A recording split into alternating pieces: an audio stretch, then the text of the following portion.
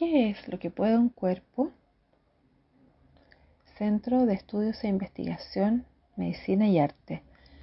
Directora, Stella Ángel Villegas. Pasante, Sandra Torrico Izaguirre.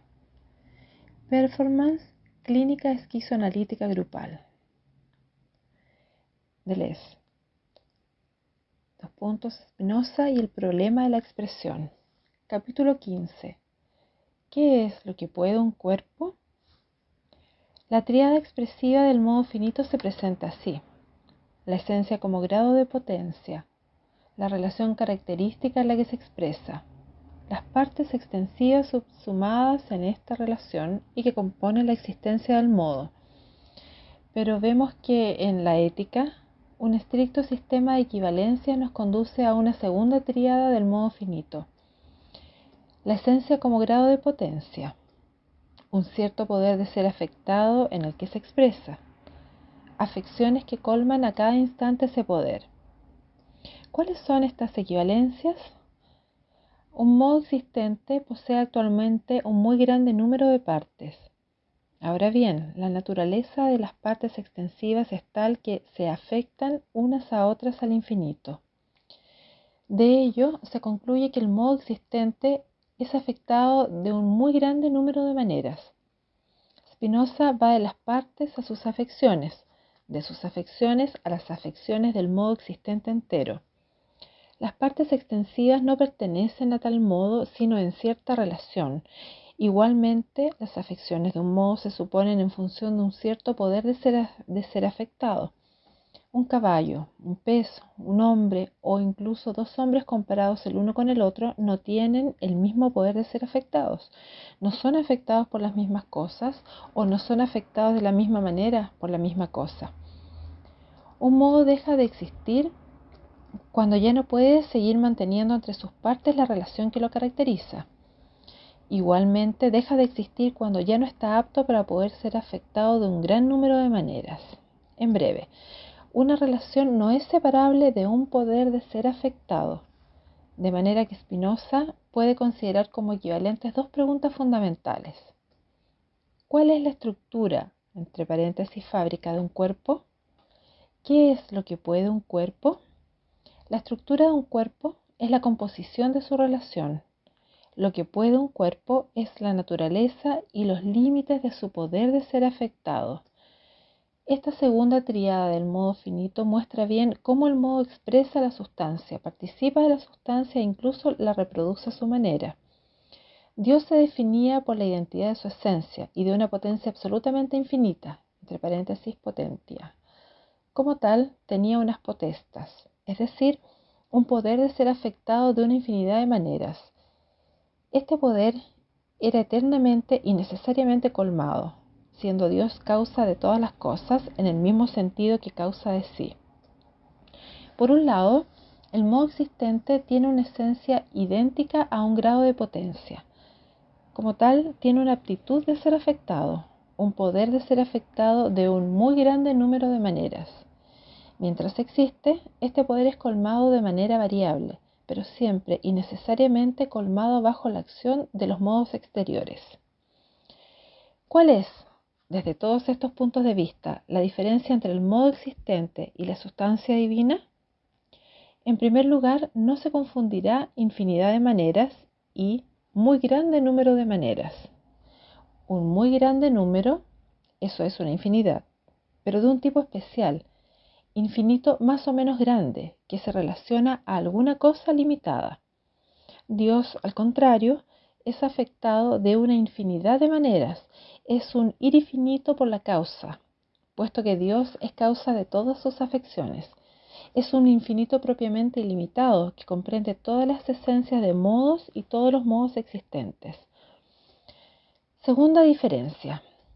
Dios es causa de todas sus afecciones, por lo tanto no puede padecer de ellas. Uno se equivocaría en efecto al confundir afección y pasión. Una afección no es una pasión sino cuando no se explica por la naturaleza del cuerpo afectado. Sin duda la engloba, pero se explica por la influencia de otros cuerpos. Si suponemos afecciones que se explican enteramente por la naturaleza del cuerpo afectado, Estas afecciones son activas, son ellas mismas acciones. Apliquemos a Dios el principio de esta distinción. No hay causas exteriores a Dios. Dios es necesariamente causa de todas sus afecciones. Todas sus afecciones se explican por su naturaleza, por lo tanto son acciones. No es igual para los modos existentes. Estos no existen en virtud de su propia naturaleza. Su existencia está compuesta de partes extensivas que son determinadas y afectadas desde fuera al infinito. Es, pues, forzoso que cada modo existente sea afectado por modos exteriores, que sufra cambios que no se explican por su sola naturaleza. Sus afecciones son primero y ante todo pasiones. Spinoza nota que la infancia es un estado miserable, pero un estado común en el que dependemos al grado más elevado de las causas exteriores. La gran pregunta que se plantea a propósito del modo existente finito es, pues, ¿llegará a afecciones activas y cómo? Esta pregunta es, hablando con propiedad, la pregunta ética. Pero incluso supuesto que el modo llegue a producir afecciones activas, mientras exista no suprimirá en él toda pasión, sino hará solamente que sus pasiones no ocupen más de una pequeña parte de él mismo. Una última diferencia concierne el contenido mismo de la palabra afección, según se le atribuye a Dios o a los modos, pues las afecciones de Dios son los modos mismos, esencias de modos y modos existentes. Sus ideas expresan la esencia de Dios como causa, pero las afecciones de los modos son como afecciones de segundo grado, afecciones de afecciones. Por ejemplo, una afección pasiva que soportamos no es sino el efecto de un cuerpo sobre el nuestro. La idea de esta afección no expresa la causa, es decir, la naturaleza o esencia del cuerpo exterior. Indica más bien la constitución presente de nuestro cuerpo, por lo tanto la manera de la que nuestro cuerpo puede ser afectado se encuentra colmado en tal momento. La afección de nuestro cuerpo es solamente una imagen corporal y la idea de afección tal cual es en nuestro espíritu una idea inadecuada o una imaginación. Tenemos aún otra especie de afecciones. De una idea de afección que nos es dada se originan necesariamente afectos o sentimientos, entre paréntesis, afectos. Estos sentimientos son ellos mismos afecciones, o más bien ideas de afecciones de naturaleza original. Se evitará atribuir a Spinoza tesis intelectualistas que jamás fueron las suyas.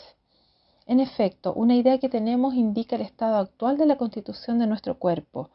Mientras nuestro cuerpo existe, dura y se define por la duración. Su estado actual no es, pues, separable de un estado precedente con el que se concatena en una duración continua.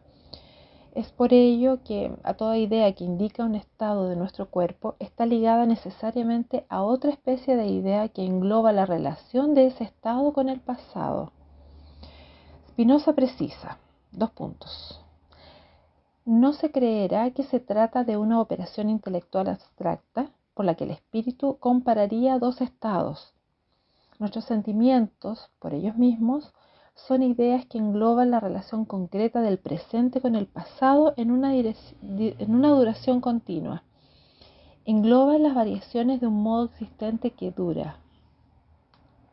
Las afecciones dadas de un modo son, pues, de dos tipos: estados del cuerpo o ideas que indican esos estados, variaciones del cuerpo o ideas que engloban esas variaciones. Las segundas se concatenan con las primeras, varían al mismo tiempo que ellas. Se adivina cómo, a partir de una primera afección, nuestros sentimientos se concatenan con nuestras ideas, de manera de colmar a cada instante todo nuestro poder de ser afectado. Pero sobre todo, siempre somos llevados a una cierta condición del modo, que es la del hombre en particular. Las ideas que le son dadas primero son afecciones pasivas, ideas inadecuadas o imaginaciones.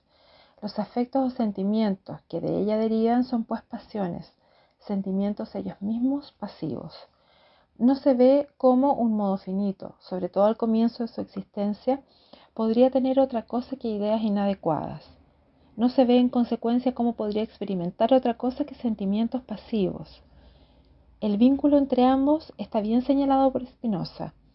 La idea inadecuada es una idea de la que no somos causa, abre paréntesis, no se explica formalmente por nuestra potencia de comprender. Cierra paréntesis. Esta idea inadecuada es ella misma causa, entre paréntesis, material y eficiente, de un sentimiento. No podemos, pues, ser causa adecuada de ese sentimiento. Luego, un sentimiento del que no somos causa adecuada es necesariamente una pasión. Nuestro poder de ser afectado se encuentra, pues, colmado desde el comienzo de nuestra existencia por ideas inadecuadas y sentimientos pasivos. Un vínculo de tal profundidad se verificaría entre ideas supuestas adecuadas y sentimientos activos. Una idea adecuada en nosotros se definirá formalmente como una idea de la que seríamos causa. Sería causa material y eficiente de un sentimiento. Seríamos causa adecuada de ese sentimiento mismo. Ahora, un sentimiento del que somos causa adecuada es una acción. Es en este sentido que Spinoza puede decir: en la medida en que nuestro espíritu tiene ideas adecuadas, es necesariamente activo en ciertas cosas, y en la medida en que tiene ideas inadecuadas, es necesariamente pasivo en ciertas cosas. Las acciones del espíritu nacen en las solas ideas adecuadas, y las pasiones dependen de las solas ideas inadecuadas. De inmediato la pregunta propiamente ética se halla ligada a la pregunta metodológica. ¿Cómo llegaremos a ser activos? ¿Cómo llegaremos a producir ideas adecuadas? Se puede presentir ya la importancia extrema de un dominio de la ética, aquel de las variaciones existenciales del modo finito, variaciones expresivas. Estas variaciones son de varios tipos y deben interpretarse a varios niveles. Dado un modo que tiene tal esencia y tal poder de ser afectado, sus afecciones pasivas, entre paréntesis, ideas inadecuadas y sentimientos pasiones, cambian constantemente. De todas maneras, mientras su poder de ser afectado se encuentre colmado por afecciones pasivas, ese poder mismo se presenta como una fuerza o potencia de padecer. Se llama potencia de padecer al poder de ser afectado, en tanto se halla actualmente colmado por afecciones pasivas. La potencia de padecer del cuerpo tiene por equivalente en el alma la potencia de imaginar y de experimentar sentimientos pasivos. Supongamos ahora que el modo, en la medida en que dura, llegue a colmar, entre paréntesis, al menos parcialmente, su poder de ser afectado por afecciones activas. Bajo este aspecto, este poder se presenta como fuerza o potencia de actuar. La potencia de comprender o de conocer es la potencia de actuar propia al alma, pero precisamente el poder de ser afectado permanece constante, sea cual sea la proporción de las afecciones pasivas y de las afecciones activas. Llegamos pues a la hipótesis siguiente. La proporción de las afecciones pasivas y activas sería susceptible de variar por un mismo poder de ser afectado. Si llegamos a producir afecciones activas, nuestras afecciones pasivas disminuyen en igual medida.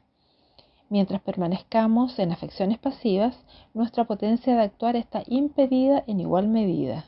En breve, por una misma esencia, por un mismo poder de ser afectado, la potencia de padecer y la potencia de actuar serían susceptibles de variar en razón inversamente proporcional. Ambas constituyen el poder de ser afectado en proporciones variables. En segundo lugar, es necesario hacer intervenir otro nivel de variaciones posibles, puesto que el poder de ser afectado no permanece constante siempre, ni bajo todos los puntos de vista. En efecto, Spinoza sugiere que la relación que caracteriza un modo existente en su conjunto está dotada de una especie de elasticidad. Más aún, su composición pasa por tantos momentos y también su descomposición que casi se puede decir que un modo cambia de cuerpo o de relación saliendo de la infancia o entrando en la vejez. Crecimiento, envejecimiento, enfermedad. No es difícil reconocer a un mismo individuo. Y aún, ¿es que es el mismo individuo? Estos cambios insensibles o bruscos en la relación que caracteriza a un cuerpo, los constatamos también en su poder de ser afectado, como si poder y relación gozaran de un margen, de un límite en el que se forman y se deforman. Ciertos pasajes de la carta a Meyer adquieren aquí todo su sentido, que hace alusión a la existencia de un máximo y de un mínimo, Precedentemente, hemos hecho como si la potencia de padecer y la potencia de actuar formaran dos principios distintos, cuyo ejercicio fuera inversamente proporcional para un mismo poder de ser afectado. Y esto es verdadero, pero solamente en el marco de los límites extremos de ese poder. Es verdadero mientras consideremos las afecciones abstractamente, sin considerar concretamente la esencia del modo afectado. ¿Por qué? Estamos al umbral de un problema que halla su desarrollo en Leibniz tanto como en Spinoza. No es por azar que Leibniz, después de su primera lectura de la Ética, declara admirar la teoría de las afecciones en Spinoza, la concepción spinozista de la acción y de la pasión. Más que a una influencia de Spinoza sobre Leibniz, debe pensarse en una coincidencia en el desarrollo de sus filosofías respectivas. Esta coincidencia es, por tanto, más notable. A un cierto nivel, Leibniz presenta la tesis siguiente. La fuerza de un cuerpo, llamada fuerza derivativa, es doble. Es fuerza de actuar y es fuerza de padecer, fuerza activa y fuerza pasiva. La fuerza activa permanece muerta o llega a vivir según los obstáculos o las solicitaciones que encuentre registrados por la fuerza pasiva. Pero a un nivel más profundo, Leibniz pregunta, ¿la fuerza pasiva debe ser concebida como distinta a la fuerza activa? ¿Es autónoma en su principio? ¿Tiene una positividad cualquiera? ¿Afirma alguna cosa?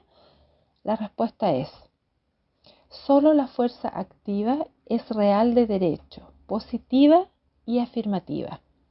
La fuerza pasiva nada afirma, nada expresa salvo la imperfección del finito. Todo hace pensar que la fuerza activa ha heredado de todo lo que es real, positivo o perfecto en el finito mismo. La fuerza pasiva no es una fuerza autónoma, sino la simple limitación de la fuerza activa. No sería una fuerza si la fuerza activa que limita. Significa la limitación inherente a la fuerza activa y finalmente la limitación de una fuerza aún más profunda, es decir, de una esencia que se afirma y se expresa únicamente en la fuerza activa en tanto tal. Spinoza también presenta una primera tesis. La potencia de padecer y la potencia de actuar son dos potencias que varían correlativamente, permaneciendo igual el poder de ser afectado. La potencia de actuar está muerta o viva, entre paréntesis, Spinoza dice impedida o ayudada, según los obstáculos o las ocasiones que encuentra del lado de las afecciones pasivas. Pero esta tesis verdadera físicamente no es verdadera metafísicamente. En Spinoza ya, a un nivel más profundo, la potencia de padecer nada expresa de positivo. En toda afección pasiva hay algo imaginario que le impide ser real. No somos pasivos y apasionados sino en razón de nuestra imperfección, por nuestra imperfección misma. Pues es cierto que la gente actúa por lo que tiene y que el paciente padece por lo que no tiene. El padecimiento en el que la gente y el paciente son distintos es una imperfección palpable. Padecemos de una cosa exterior, distinta de nosotros mismos.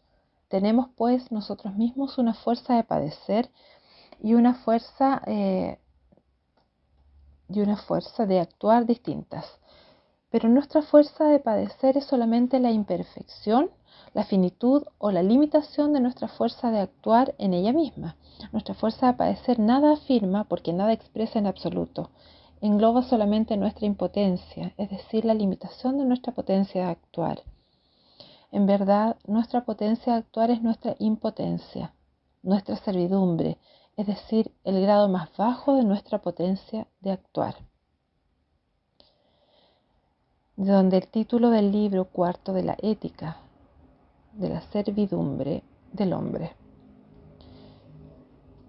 La potencia de imaginar bien es una potencia o una virtud, dice Spinoza, pero lo sería aún más si dependiera de nuestra naturaleza, es decir, si fuese activa en vez de significar tan solo la finitud o la imperfección de nuestra potencia de actuar, abreviando nuestra impotencia. No sabemos aún cómo llegaremos a producir afecciones activas. No sabemos, pues, cuál es nuestra potencia de actuar. Y sin embargo, podemos decir lo siguiente. La potencia de actuar es la única forma real, positiva y afirmativa de un poder de ser afectado. Mientras nuestro poder de ser afectado se haya colmado por afecciones pasivas, está reducido a su mínimo y manifiesta solamente nuestra finitud o nuestra limitación. Todo hace pensar que en la existencia del modo finito se produce una disyunción. El negativo cae del lado de las afecciones pasivas, expresando afecciones activas todo lo positivo del modo finito. En efecto, las afecciones activas son las únicas en colmar realmente y positivamente el poder de ser afectado. La potencia de actuar ella sola es idéntica al poder de ser afectado entero. La potencia de actuar ella sola expresa la esencia y las afecciones activas, ellas solas, afirman la esencia. En el modo existente, la esencia se confunde con la potencia de actuar. La potencia de la esencia se confunde con la potencia de actuar. La potencia de actuar se confunde con el poder de ser afectado. Se ven conciliarse en Spinoza dos inspiraciones fundamentales. Según la inspiración física, un poder de ser afectado permanece constante para una misma esencia, sea colmado por afecciones activas o afecciones pasivas. El modo es pues siempre tan perfecto como puede serlo. Pero según la inspiración ética, el poder de ser afectado no es constante, sino en los límites extremos. Mientras es colmado por afecciones pasivas, está reducido a su mínimo. Quedamos entonces imperfectos e impotentes. Estamos de alguna manera separados de nuestra esencia o de nuestro grado de potencia, separados de lo que podemos. Es ciertamente verdad que el modo existente es siempre tan perfecto como puede serlo, pero solamente en función de las afecciones que pertenecen actualmente a su esencia. Ciertamente, es verdad que las afecciones pasivas que experimentamos colman nuestro poder de ser afectados, pero antes lo han reducido a su mínimo. Antes nos han separado de lo que podemos, entre paréntesis, potencia de actuar. Las variaciones expresivas del modo finito no consisten, pues, solamente en variaciones mecánicas de las afecciones experimentadas. Consisten aún en variaciones dinámicas de poder de ser afectado y en variaciones metafísicas de la esencia misma. Mientras el modo exista, su esencia misma es susceptible de variar según las afecciones que le pertenecen en tal momento. De donde la importancia de la cuestión ética. No sabemos ni siquiera lo que puede un cuerpo, dice Spinoza. Es decir, no sabemos ni siquiera de cuáles afecciones somos capaces ni hasta dónde va nuestra potencia. ¿Cómo podríamos saberlo antes? Desde el comienzo de nuestra existencia somos necesariamente colmados de afecciones pasivas. El modo finito nace en condiciones tales que, por adelantado, está separado de su esencia o de su grado de potencia, separado de lo que puede, de su potencia de actuar. La potencia de actuar, podemos saberlo por razonamiento, es la única expresión de nuestra esencia, la única afirmación de nuestro poder de ser afectado. Pero ese saber permanece abstracto. No sabemos cuál es esa potencia de actuar, ni cómo adquirirla o reencontrarla. Y sin duda no lo sabremos jamás, si no intentamos concretamente llegar a ser activos. La ética termina con el llamamiento siguiente. La mayor parte de los hombres no se siente existir sino cuando padece. No soportan la existencia sino padeciendo. Apenas deja de padecer, entre paréntesis el ignorante, deja al mismo tiempo de ser. Performance de lectura audiolibro. Audio Jorge Dorat Guerra. Texto Spinoza y el problema de la expresión de Gilles Deleuze. Capítulo ¿Qué es lo que puede un cuerpo? Sin recaer en una visión pagana del mundo, en una idolatría de la naturaleza. El programa de Spinoza es en todos sus aspectos semejante, con la sola excepción que no cuenta con el cristianismo para salvarnos de la idolatría. Spinoza y Leibniz se enfrentan con Boyle como representante de un mecanismo conforme de sí. Si Boyle quería aprendernos solamente que todo en los cuerpos se hace por figura y movimiento, la lección sería magra, siendo bien conocida desde Descartes. Pero tales cuerpos, ¿qué figuras y qué movimientos? ¿Por qué tal figura, tal movimiento? Ahora se verá que el mecanismo no excluye la idea de una naturaleza o esencia de cada cuerpo, sino que al contrario la exige, como la razón suficiente de tal figura, de tal movimiento, de tal proporción de movimiento y reposo. La reacción anticartesiana es por todas partes búsqueda de una razón suficiente para lo infinitamente perfecto, razón suficiente para el claro y el distinto, al fin, razón suficiente para el mecanismo mismo. Coordinadora, Stella Maris Ángel Villegas.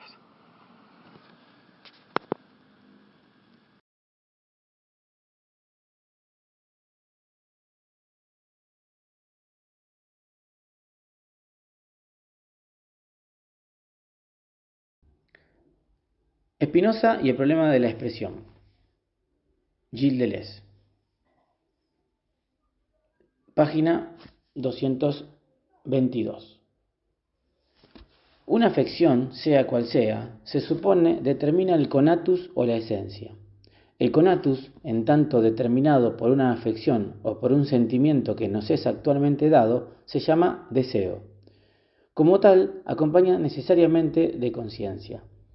A la unión de los sentimientos con las ideas, debemos agregar una nueva unión de los deseos con los sentimientos.